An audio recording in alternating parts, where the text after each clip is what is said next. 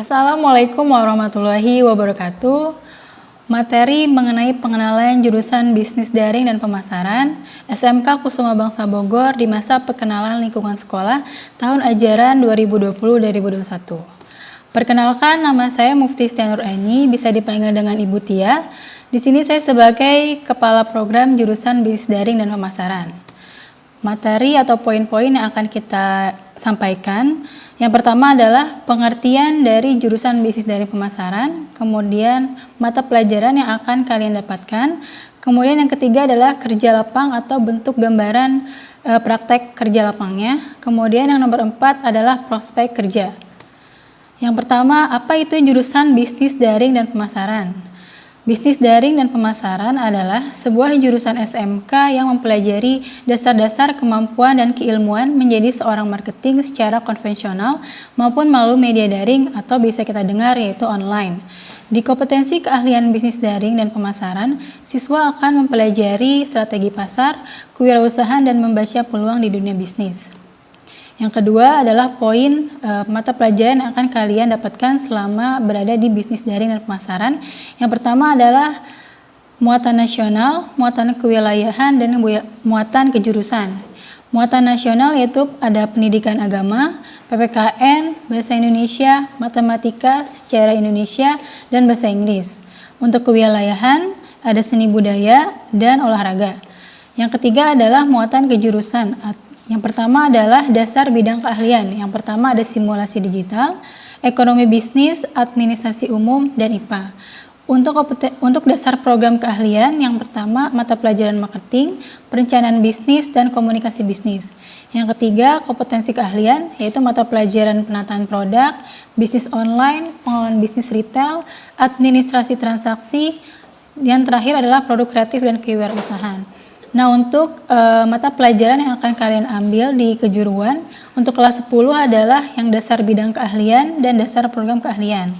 Untuk kelas 11 dan 12-nya ada di mata pelajaran kompetensi keahlian. Kemudian gambaran praktek kerja lapang bisnis daring dan pemasaran, seperti yang kalian lihat di gambar, yaitu seperti pramuniaga sedang mendisplay di salah satu retail. Kemudian bisa menjadi kasir, kemudian menata atau mencatat produk yang ada di gudang. Kemudian instansi yang bekerja sama bersama kami di SMK Kusuma Bangsa yaitu ada Jogja, Superindo, dan Giant. Untuk Transmart dan Matahari dan Ramayana ini masih progres untuk kedepannya.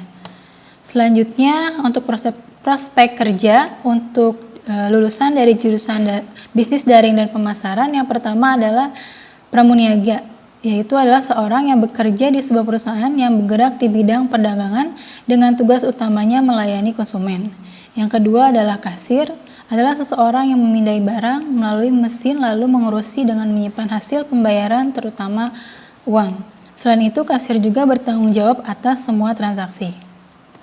Yang ketiga adalah sales marketing, adalah seseorang yang bertugas menjual produk dengan memiliki kemampuan berkomunikasi dengan baik terhadap konsumen. Yang keempat adalah telemarketing, adalah seseorang yang menjual atau memasarkan produk, barang, atau jasa melalui telepon. Jadi untuk melakukan telemarketer harus menghubungi klien atau calon pelanggan untuk menjelaskan produk yang akan ditawarkan. Yang kelima adalah dropshipper, adalah sistem dan pola bisnis yang populer terutama sejak kemunculan dunia digital.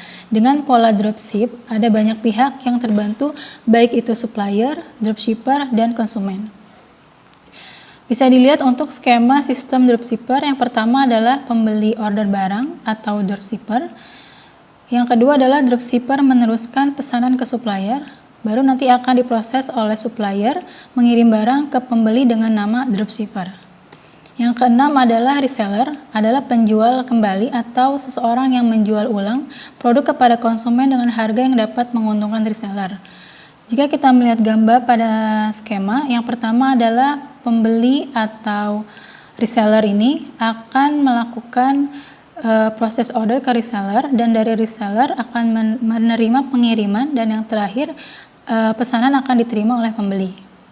Jadi di sini kalau kita melihat perbedaan antara dropshipper dan reseller adalah Untuk dropshipper itu kita tidak menyetok produk, dan untuk reseller itu ada stok produk terlebih dahulu. Sekian untuk penjelasan materi perkenalan bisnis daring dan pemasaran. Semoga dari materi yang didapatkan bisa menjadi ilmu atau lebih meningkatkan kepercayaan diri siswa dan siswi jurusan bisnis daring dan pemasaran. Wabillahi taufiq wal hidayah. Wassalamualaikum warahmatullahi wabarakatuh.